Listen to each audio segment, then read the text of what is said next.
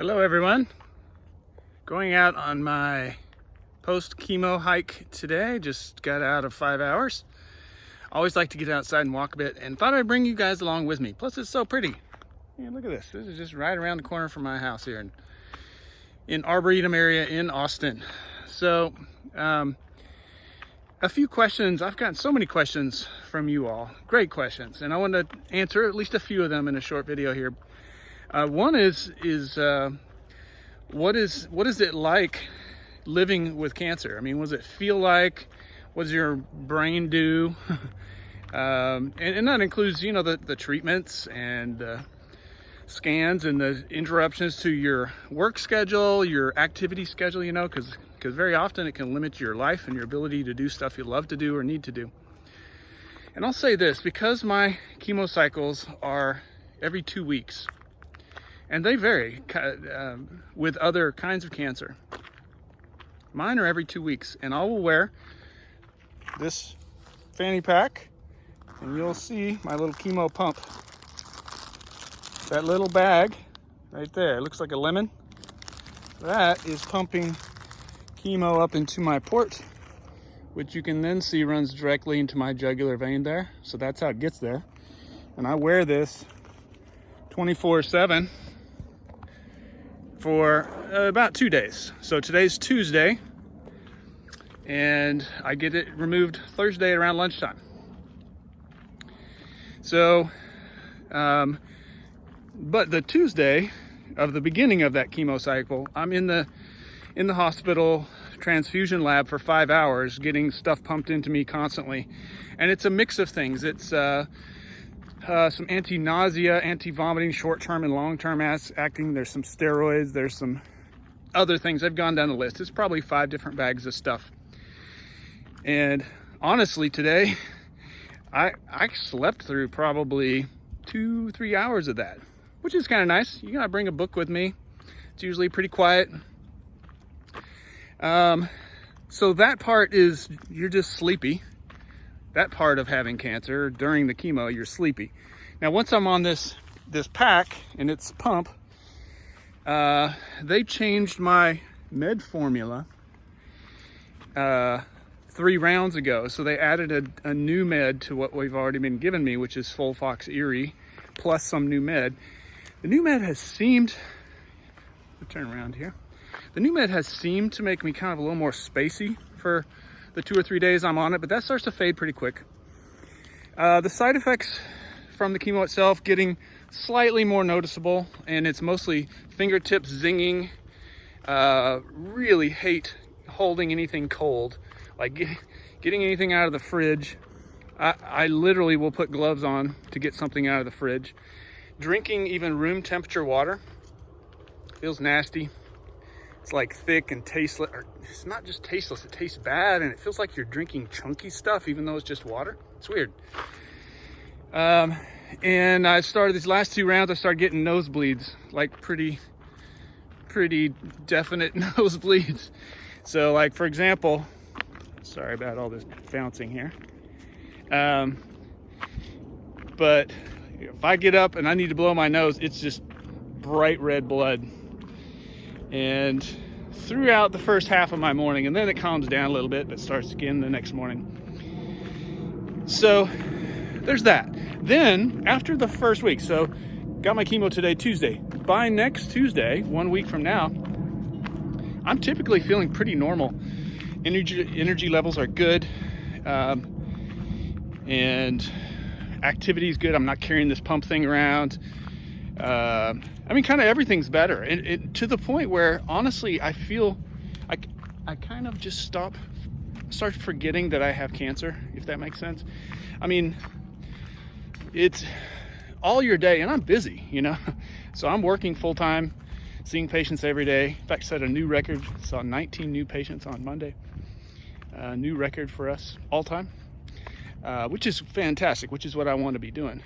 But my point is, I have lots of other things to do, and your mind just kind of goes to what you're interested in, and it just feels kind of like you don't have cancer.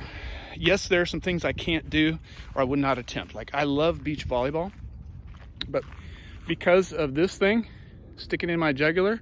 I really don't think a big swing against a volleyball over and over and diving and landing on the ground, I don't want to yank this thing out. That can't be good.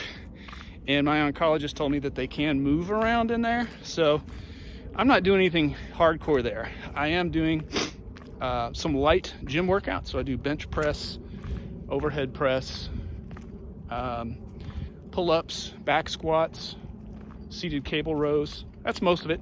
And then lots of walking. So the walking really helps a lot with bowel movements, which had been an issue and still are, but they're nowhere near as bad. I mean, it's not normal, but it's much closer to normal. So being active, moving, just doing, stuff like walking really seems helpful.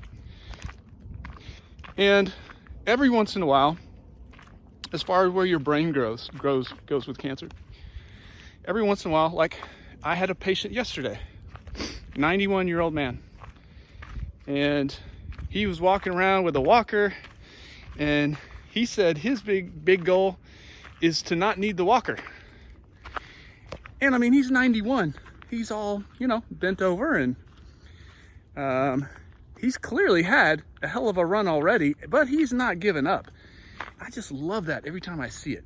And so I see someone like that, and, I think about my lifespan, which so far should be improving, but the estimates for how long someone with my diagnosis lives are, after 5 years, it's only 15% of people with my diagnosis are still alive. For 3 years, it's 30%. So just in 3 years from getting the diagnosis, 2/3 of people have died in 3 years. Now, of course, those are averages, and I understand that. And I understand that I have control, a large degree of control over what side of that bell curve I fall onto. And so by trying to stay active and healthy and sleeping well and socially involved and plugged in, all the things that they say people who make radical remissions do, I'm trying to do all those things. Not doing them perfectly, but trying to do that. And so far, I mean, as you saw in the last video, first round of scans that came back were dramatically better, like much, much better than even my oncologist was expecting. So living with cancer is a weird kind of mix of moments. I might see someone at the grocery store who's, maybe 25-year-old, less than half my age, who's just kind of, maybe overweight, obviously sedentary, apparently not really taking care of their health, or even someone my age. I'm 50, about to be 53. See someone my age who's not taking care of themselves, and it just makes you wonder, well, that guy is a hard drinking smoker, looks like he has diabetes, and he's 100 pounds overweight. And he's, as far as I know, he's healthy enough, he doesn't have cancer, and I do. So you make those little comparisons, your brain can't help but go there. Or if I see someone who looks sad, or depressed, again, just random strangers, I think, man, whatever they're sad or depressed about, chances are it's not as potentially bad a reason as my situation. Sorry, I'm going to pause you because I got some in my shoe. Okay, so clearly it could be, could be a worse situation than mine. But I think that even just remembering myself 10 years ago, if I got really down about something, I wasn't thinking, well, at least I'm alive and healthy. I don't really recall that really being part of how I thought at all. So I guess my message would be to anyone who's otherwise healthy but having a rough time. And don't get me wrong, there are plenty of things to be upset about. I mean, take your pick. Doesn't matter what country you're in, what your politics are, none of that matters. I mean, there are just lots of people are struggling in different ways. But if you're in the middle of a struggle, try just asking yourself, hey, is this thing, this big insurmountable object I'm beating my head against, is this thing gonna kill me? And usually it's not.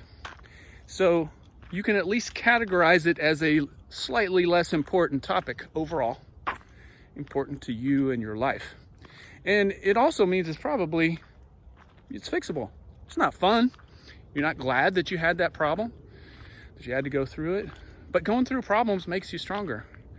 Also, I saw a great quote the other day, and I forget who said it. They said, empathy is impossible if you've never suffered. Empathy is feeling for someone, relating to their plight, their situation. And if you've never been in a bad situation yourself, you can't empathize. So, and empathy is a big part of we consider character.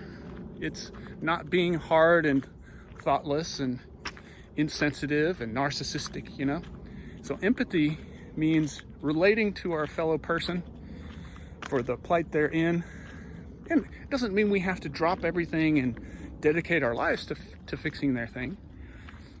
But having that understanding, the empathy, just two people talking to each other, if one person understands the other person's situation, that means so much. It means so much. So I'll encourage all of you to turn your suffering, the poison of suffering, into a medicine of healing and empathy.